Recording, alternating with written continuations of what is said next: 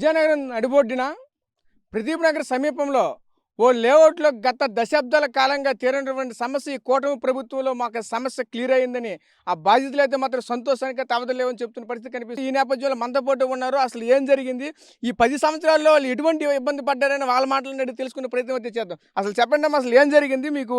ఈ 10 సంవత్సరాలు మీరు ఎటువంటి ఇబ్బందులు పడ్డారు? మిమ్మల్ని ఎవరిని ప్రలోభాలకు గురి చేశారు? 82లో మేము కొనుక్కున్నామండి. రైల్వే వాళ్ళు వేసారండి 82లో ఫ్లాట్లు. రైల్వే వాళ్ళ దగ్గర మేము 2009లో కొనుక్కున్నామండి. 2019లో 2009 నుంచి మాకు ఎటువంటి ప్రాబ్లం లేదండి. 2019 వరకు. 19 నుంచి 19లో వచ్చామండి. మా సైట్లు మేము చూసుకోవడానికి వచ్చాం. వీటిలో షెడ్లు కట్టారు, అన్నీ కట్టారు. ఇంకా అపార్ట్మెంట్‌కి అప్రూవల్ వచ్చింది. అపార్ట్మెంట్ కూడా మొదలు పెడుతున్నారు. కట్టి కరెంటు అన్నీ వస్తున్న సమయంలో వాళ్ళొచ్చి అప్పటి వరకు ఏమి లేదు. అటువంటి వాళ్ళు అప్పటికప్పుడు వచ్చి వైఎస్ఆర్ పార్టీ వాళ్ళు బొత్స ఆదిబాబు వచ్చి ఆక్రమించారండి. ఇది మాది అని అన్నారండి. మేమందరం ఆశ్చర్యపోయాం. మేము 40 మంది ఉన్నామండి మా ఫ్లాట్లు ఓనర్స్. అందరం ఆర్థికంగా చాలా ఇబ్బంది పడేవాళ్ళం. చిన్న మధ్య తరగతి వాళ్ళని తప్పితే ఎవరు ఉన్నవాళ్ళం కాదండి. ఉన్న ఆస్తి బంగారం అన్నీ అమ్మేసి మరీ కొనుక్కున్నాం. మా పిల్లల చదువుల గురించి ఇబ్బంది పడుతున్నాం. వాటి గురించనే కొనుక్కొని దీన్ని కట్టుకోవడానికి స్తోమత లేక కట్టుకోలేకపోయామండి. పిల్లల చదువుల గురించి అమ్మేసి వాళ్ళ చదువులకు ఉపయోగపెట్టుకుందాం అనే ఆలోచనతో దీని జోలికి వెళ్ళలేదండి. ఉన్న షెడ్లు ఫ్లాట్లు అన్నీ కూల్చి పడేసారండి. మొత్తం చదును చేసేసారు. తర్వాత 2019 నుంచి మమ్మల్ని బాగా ఇబ్బంది పెట్టారండి వైఎస్ఆర్ పార్టీ వాళ్ళు. మేము కోర్టుకు ఆశ్రయించాం. కోర్టుకి వెళ్తే ఇంజక్షన్ ఆర్డర్ ఇచ్చారండి. ఇంజక్షన్ ఆర్డర్ ఇచ్చి మీరు వెళ్ళిపోయి మీ సైట్లో మీ పని మీరు చేసుకోండి అని చెప్పారండి. చెప్తే మేము వచ్చేసి మా పని మేము చేసుకుంటున్నాము, సర్వే చేయిస్తున్నాము, మా పనులు మేము మొదలుపెట్టి చేసుకుంటున్నాం. ఆ సమయంలో తుప్పలు కొట్టి సర్వే చేయించుకొని అన్నీ చేస్తున్నప్పుడు వాళ్ళు వచ్చి పోలీసులను వాళ్ళు పోలీసుని తీసుకొని వచ్చారండి. మేము పిలిచామండి. వాళ్ళు మా పని చేసుకోవచ్చు, ఇంజక్షన్ ఆర్డర్ ఉంది, పని చేసుకోవచ్చు అని అన్నారు. వాళ్ళని మమ్మల్ని ఇద్దరిని ఆపేయమన్నారండి. తర్వాత మేము అన్ని కలెక్టర్ గారిని, ఆర్డీఓ గారిని అందరిని ఆశ్రయించాం. అందరూ ఎవరైనా సరే రాజకీయ పరంగా వాళ్ళకి హెల్ప్ చేశారు కానీ మాకు సాయం చేసిన వాళ్ళైతే ఎవరు లేరండి. తర్వాత ఇప్పుడు కూటమి ప్రభుత్వం వచ్చాక మమ్మల్ని ఆదుకున్నారండి. మాకు సాయం చేశారు. వాళ్ళ సపోర్ట్‌తో మేము ఇక్కడికి రాగలిగాం. ఎవరైతే మాకు హెల్ప్ చేస్తున్నారో ముఖ్యమంత్రి చంద్రబాబు నాయుడు గారని, ఉప ముఖ్యమంత్రి గారు పవన్ కళ్యాణ్ గారు, లోకేష్ గారు, ఆ ముగ్గురికి ధన్యవాదాలు తెలియజేస్తున్నామండి. మాకు అదితి మేడం గారు, హోమ్ మినిస్టర్ గారు కానీ వాళ్ళందరి సాయంతోనే మేము ఈరోజు ఈ కూటమి ప్రభుత్వం వల్ల మాకు ఇంకా న్యాయం చేయగలుగుతారని, ఎటువంటి సపోర్ట్ అయినా ఇస్తారు అని, మేము సక్సెస్ అయ్యేలాగా చేస్తారు, మా సైట్లు మాకు వచ్చేలా చేస్తారని ఆశిస్తున్నామండి. నా పేరు సిలుగూరు రాజేశ్వరి అండి. మాది లారీ డ్రైవర్ అండి. ఆయన లారీలో తిరిగి సైట్ టెన్షన్కి ఇదంతా పడి రాత్రి 10 అయినాక స్ట్రోక్ వచ్చిందండి. తిరుమల హాస్పిటల్ తీసుకెళ్ళాం. అక్కడ వెంటనే చనిపోయారు 2 గంట అవగానే. చనిపోతే ఇంకప్పటి నుంచి పిల్లల్ని ఇప్పటి వరకు పెంచాను. ఇప్పుడు 2 ఆడపిల్లలు పెళ్ళిళ్ళు ఈడికి వచ్చారు. సైట్ వస్తే 2 పిల్లలకి ఒకసారి చేసేద్దామని నేను చూస్తున్నాను. ఎంతవరకు అందరు కాళ్ళు పట్టుకొని ఎవరు తెలిసినా వాళ్ళు అందరి ఇళ్ళకి వెళ్ళాను.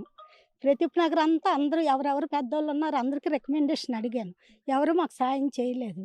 2 ఆడపిల్లలు ఉన్నారు, సైట్ కోసం చచ్చిపోయారని మీకు తెలుసు. మాదంతా మీకు అంతా తెలుసు. మా సైట్ ఇస్తేనే మా పిల్లలు పెళ్లి చెయ్యాలి, లేకపోతే మా ఆడపిల్లలు మేము ఇంట్లో ఉంచుకోవడమే. మాకు ఏటీ లేదు, అద్దెకున్నాం. ఆ ఆడపిల్లలు ఏదో చేస్తున్నారు, అది తెచ్చి ఇంటది కడుతున్నాం అంతే, మాకేం లేదండి. ఇప్పుడు ఆ వైఎస్ఆర్ చిన్నది ఇచ్చారు సైటు, అది కూడా కట్టుకోలేక వదిలేసాను నేను, డబ్బులు లేక. వదిలేస్తే ఇప్పుడు అడుగుతున్నారు కడతారా వదిలేస్తారని. మరి ఎలా కడతానండి? నా దగ్గర ₹1,00,000 కూడా లేదు. ఇప్పుడు పిల్లల్ని ఇంతవరకు పెంచడం నాకు కష్టం. మీరు చెప్పండి, అసలు అంతవరకు ఏం జరిగింది? ఈరోజు ఒక్కసారిగా ఈ 40 మంది కూడా ఏదైతే లబ్ధిదారు మీరంతా ఉన్నారో, ఈరోజు మీరంతా కూడా దీన్ని ఆక్యుపై చేసుకునేసరికి ఏ విధంగా అనిపిస్తుంది మీకు? 2019లో సైట్ కొన్నాం. ఈ సైట్ కొన్నప్పుడు లింక్ డాక్యుమెంట్ చూసాం.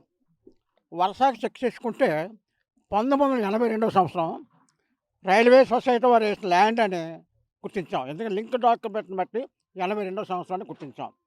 అంతేకాకుండా మేము మున్సిపల్ ట్యాక్స్ ఎప్పుడు చేసాం. మున్సిపల్ డిమాండెన్స్ మాకు వచ్చింది, మీరు ఈ ట్యాక్స్ కట్టాలని. అంటే ఈ లేఅవుట్ అంత తోటపాలెం పంచాయతీ అప్రూవల్ అయింది. తర్వాత మున్సిపాలిటీ మెర్జీ అయిపోయింది. లేఅవుట్ మెర్జీ అయిపోయిన వల్ల మున్సిపాలిటీ వాళ్ళు మాకు డిమాండ్ నోటీస్ పంపించారు. ఆ డిమాండ్ నోటీస్ ప్రకారము మేము మున్సిపల్ ట్యాక్స్ కూడా కట్టాం. ఇవన్నీ కాకుండా ఎంఆర్ఓ సర్టిఫికేట్ అప్లై చేసాం. MRO is one of the government authorized officer and therefore we request to MRO officer. ఈ site Vizianagaram first bit Pradeep Nagar survey number 53/5లో ఉందా లేదా అని మీరు అప్లై చేస్తే ఆ సర్వేర్ వచ్చి ఆ సైట్ తాలూ చూసుకొని మాకు తహసీల్దార్ గారు సర్టిఫికేట్ ఇచ్చారు. ఈ సైటు విజయనగరం ఫస్ట్ బిట్ 53/5లో ఉన్నది అని వాళ్ళు కన్ఫర్మేషన్ కూడా ఇచ్చారు. 2019లో ఎలక్షన్ అయిన తర్వాత మాకు ఈ సమస్యలు వచ్చాయి. దీనివల్ల మానసికంగా బాధపడుతున్నాం. ఎందుకంటే 37 సంవత్సరాలు లింకులు డాక్యుమెంట్ ఉన్నాయి. అంటే 82 నుంచి 2019 వరకు కూడా రిజిస్టర్ ఆఫ్ లింక్ డాక్యుమెంట్ ఉన్నాయి. మొన్న సిసోడి గారు చెప్పారు. ఏం చెప్పారు? రెవెన్యూ తాలూకా స్టూడెంట్ అని, రెవెన్యూ ఎంఆర్ఓ సర్టిఫికేట్ ఉంది. రిజిస్ట్రేషన్ స్టూడెంట్ అంటారు, రిజిస్ట్రేషన్ వర్షన్ లింక్ డాక్యుమెంట్ ఉన్నాయి. మీకేం కావాలి ఇంకా? ఇవన్నీ ఉన్నాయి. కాబట్టి దయచేసి ఈ సైటు పక్క మాదే. ఈ 40 మంది కూడా ఒక రాజకీయ ప్రతినిధి జాగా హాస్పిటల్ దమ్ము దగ్గర లేవంటే ఫ్యాక్ట్ చెప్తున్నాను. కాబట్టి దయచేసి ఈ సైట్లో మావే అని మేము రూఢీ చేసుకున్నాం. కోర్టు కూడా వెళ్ళాం, ఇంజక్షనర్ తీసుకున్నాం. ఇంజక్షనర్లో అప్పుడు కోర్టు కూడా న్యాయస్థానం కూడా నువ్వు పరిగణించకపోతే ఇంకెందుకంటే నాకు అర్థం అవట్లేదు. న్యాయస్థానం కూడా పరిగణించాలా? న్యాయస్థానం కూడా పరిగణించకుండా ఈ రకమైన ఆర్డర్ పెట్టడం మంచిపడి కాదు. ప్రతి సైట్కి కూడా తూర్పు ఏటు ఉంది, ఉత్తర భాగం ఏటు ఉంది, హద్దులు ఉన్నాయి. కాబట్టి దయచేసి ఈ సైట్ మాదే. దయచేసి ఇప్పుడు వచ్చిన కూటమి మాకు అనుకూలంగా కాదు, న్యాయబద్ధంగా వ్యవహరించి ఈ సైటు మాకు అందేటట్టు చేయవలసిందిగా అటు చంద్రబాబు నాయుడు గారికి కదా, పవన్ కళ్యాణ్ కంటే లోకేష్ జిల్లా అధికారులందరినీ కూడా మనసావాస కోరుకుంటున్నాం. మీరు చెప్పండి, అసలు ఈరోజు మళ్ళీ యథావిధిగా పాత పద్ధతిలోనే మళ్ళీ మీ సైట్లు మీ చేతికి వచ్చేసరికి మీరు ఏ విధంగా ఉంది? ఈ 40 మంది కూడా ఈ అందరికీ మీరే నాయకత్వం వహిస్తూ ముందుకు తీసుకుని వెళ్తున్నారు. ఏ విధంగా అనిపిస్తుంది? చాలా సంతోషంగా ఉంది. ఎందుకంటే ఇదే గత ప్రభుత్వంలో ఎన్ని రకాలుగా వాళ్ళు హింస పెట్టాలో అన్ని రకాలుగా పెట్టి డిపార్ట్మెంట్ని కూడా ఉపయోగించుకుని డిపార్ట్మెంట్ల వాళ్ళ ద్వారా మా మీద ఒత్తిడి తెచ్చి కోర్టు ఇంజక్షన్లు ఉన్నా ఎన్నున్నా పెట్టారు. దాని అన్నిటిని కూడా మేము కూడా అంత ఎదురుగా దెబ్బలాడి చేసాము. కానీ ఈ పోలీస్ డిపార్ట్మెంట్ ఎంటర్ అయ్యి వాళ్ళ సహకారంతో వాళ్ళు మమ్మల్ని అడ్డుకోగలిగారు. ఈ కూటమి ప్రభుత్వం వచ్చాక మేము పెద్దలందరినీ అమరావతిలో కలిసాము. ఇక్కడ అశోక్ గజపతి గారు పాపని అశోక్ గజపతి గారి దృష్టిలో వీళ్ళందరిలో పెట్టి మేము ఈ అందరి ఫ్యామిలీతో వచ్చి హ్యాపీగా మా సైట్లో మేము వర్క్ చేసాం. గతంలో మా షెడ్లో ఒక రాత్రి జేసీబీ పెట్టి కూలగొట్టారు. అప్పుడు మేము ఎఫ్ఐఆర్ వేయించినా కూడా పోలీసులను వాళ్ళు మేనేజ్ చేసి అప్పుడు కేసు కట్టకుండా చేశారు. ఆ రికార్డింగ్ అన్నీ కూడా మా దగ్గర ఉన్నాయి. వాళ్ళు ట్రాక్టర్ పట్టుకున్నాం, వాళ్ళు జేసీబీ తీస్తున్నది అన్ని రికార్డింగ్ చేసి ఎన్ని చేసినా కానీ ఆ గవర్నమెంట్లో ఆఫీసర్లు కూడా వారికి సహకరించారు. కానీ ఇప్పుడు ఈ గవర్నమెంట్ వచ్చింది కాబట్టి ఈ కూటమి గవర్నమెంట్ లోకల్ ఉన్న అశోక్ గజపతి రాజు, అతిథి గజపతి రాజు వీళ్ళందరూ కూడా మాకు వెళ్ళి కలిసాము. వీళ్ళందరూ మీ సైట్లో మేము వర్క్ చేసుకోండి అన్నారు. అంచేత మా ఇంజక్షన్లు ఉన్నాయి కాబట్టి మా సైట్లో మేము హ్యాపీగా వర్క్ చేసుకుని ఈ కరెంట్ అయితే తెచ్చుకుని మేము ఇందులో నివాసాలకు మేము ప్లాన్ చేసుకుంటున్నాం.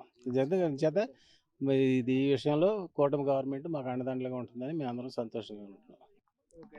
ఒకటే చెప్తున్నారు వీళ్ళంతా కూడా, ఏదైతే ఈ 40 మందిలో కూడా వీళ్ళ ఆనందానికి అయితే అవధులు లేవని అయితే మనం చెప్పొచ్చు. ప్రధానంగా చూసుకుంటే ఈరోజు గత ప్రభుత్వంలో ఏదైతే అధికారులు అయితే ఉన్నారో అధికారులంతా కూడా ఆ ప్రభుత్వానికైతే పక్కా కొమ్ము కాసి మా యొక్క సైట్లను అయితే మాత్రం వేరే వ్యక్తులకైతే మాత్రం దీన్ని కబ్జాలకి గురి చేసే విధంగా అయితే మాత్రం సహకరించారనే యొక్క బాధ్యతలు అయితే మాత్రం చెప్తున్న పరిస్థితి కనిపిస్తుంది. ఈ నేపథ్యంలోనే ఈరోజు కూటమి ప్రభుత్వం ఏర్పాటు అయిన తర్వాత మళ్ళీ యథావిధిగా ఎవరైతే ఆ లబ్ధిదారులు అయితే ఉన్నారో ఆ లబ్ధిదారులకి అయితే మళ్ళీ సొంతగా మళ్ళీ యథావిధిగా వాళ్ళ చేతులకి వెళ్ళడం పట్ల అయితే మాత్రం వాళ్ళ ఆనందాలకి అవధలేవని చెప్తున్నారు. అదేవిధంగా లోకల్గా ఉన్నటువంటి ఏదైతే పొలిటికల్ బ్యూరో సభ్యులైనటువంటి పోస్ట్మార్టం అశోక్ గజపతి రాజు గారికి ప్రత్యేక ధన్యవాదాలు కూడా తెలుపుతున్నటువంటి పరిస్థితి కనిపిస్తుంది. అదేవిధంగా ఈ లోకల్ ఎమ్మెల్యేతో పాటు చంద్రబాబు నాయుడు, అలాగే డిప్యూటీ సీఎం, అలాగే లోకేష్ గారికి వీళ్ళందరికీ కూడా వాళ్ళ కృతజ్ఞత భావన అయితే తెలుపుకుంటున్న పరిస్థితి మనకు కనిపిస్తుంది. కెమెరా పర్సన్ నాయుడుతో రాజేష్, RTV విజయనగరం నుంచి.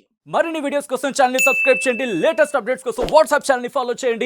అండ్ లింక్ డిస్క్రిప్షన్ లో ఉంది.